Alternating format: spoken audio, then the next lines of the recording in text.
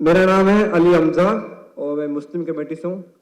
मैंने एक लड़की से शादी की थी, हिंदू लड़की से, मुस्लिम करके। अलबत्ता उससे एक मेरी बेटी पैदा हुई, तो अब वो मुझसे डिवोर्स मांगती हैं और वो बच्ची भी मांगती हैं। और वो कहती हैं कि इस बेटी को मैं साथ ले जाऊंगी और अपने मज़हब में कन्वर्ट दोबारा होना चाहती हूँ।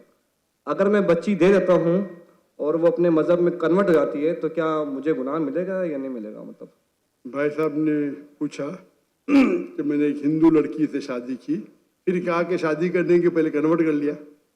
ये कहा एक बच्ची पैदा हो गया, अभी डिवोर्स चाहती है 1 साल बाद, और वो मेरी बच्ची को लेके आना चाहती, तो मैं क्या इसकी जिम्मेदारी मेरी है? पहले ये पूछना चाहता है अपने कन्वर्ट सही तरीके से किया, गलत तरीके से किया?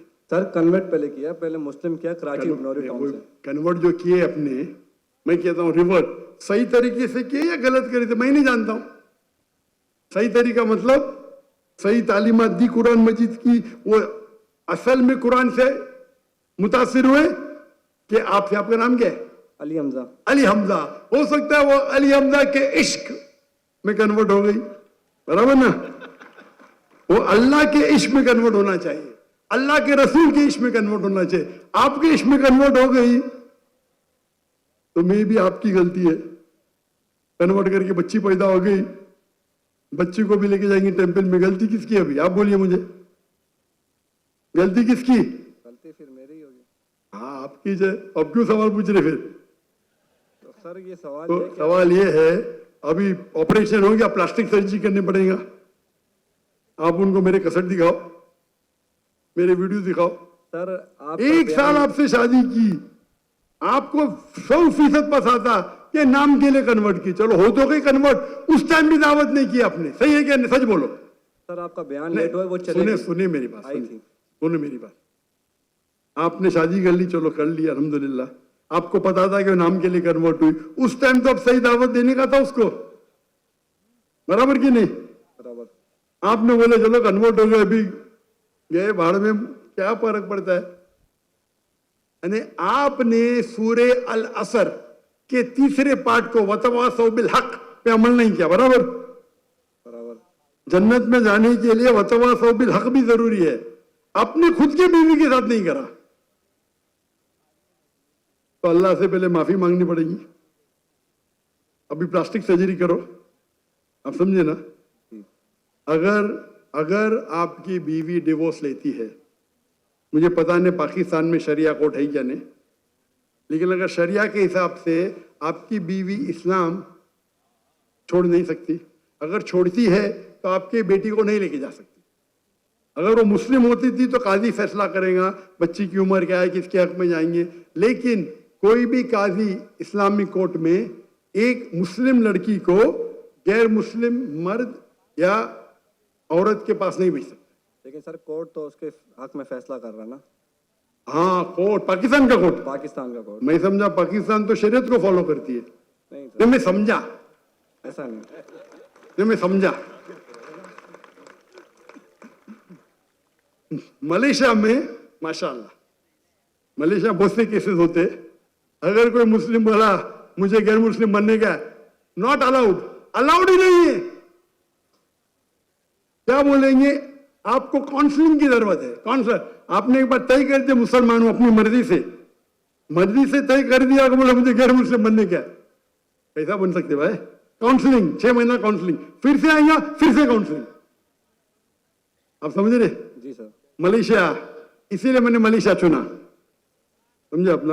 आप कह रहे का इधर वो हिंदू मुस्लिम बन गए, मुस्लिम से फिर से हिंदू बन गए, और कोर्ट ने फैसला दिया कि तो Republic, Islamic Republic of Pakistan कैसा हुआ फिर? ये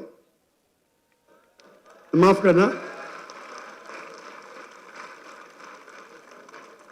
करना, मैं मेहमान हूं गवर्नमेंट का। अगर मेहमान हूं तो हिदायत तो देना चाहिए ना, नहीं तो अल्लाह ताला बोलेंगे मेहमान बना दिया लेकिन हिदायत नहीं दी। कुछ हिदायत होती है अकेला देना, जो मैं मिल चुका हूं माशाअल्लाह, अकेला दे चुका हूं, अकेले में बेस्ट है। पब्लिक में सवाल है, बोलना ही पड़ेगा। इस्लामिक अगर है, नाम का है तो छोड़ो, काम का है तो इस्लाम के अंदर इजाजत है ही नहीं। इस्लाम में मुस्लिम बन गए, अपने मर्जी से बने, अपने बंदूक तो नहीं रखा ना उसके सिर पे, बंदूक रखा तो फिर कैंसिल हो सकता है। लाइक मलेशिया में साबित कर दिया कि जबरदस्ती किए तो वापिस बन सकते हैं। बंदूक तो नहीं रखा ना? नहीं सर, बिल्कुल ना तो खलास। तो आपको जरा करने पड़ेगा। यहाँ के मलेशिया में there is a federal court and Islamic court, माशाल्लाह। और मलेशिया में मुसलमान की तादाद सिर्फ 63%, 63%, लेकिन माशाल्लाह वोट बैंक है इस्लाम।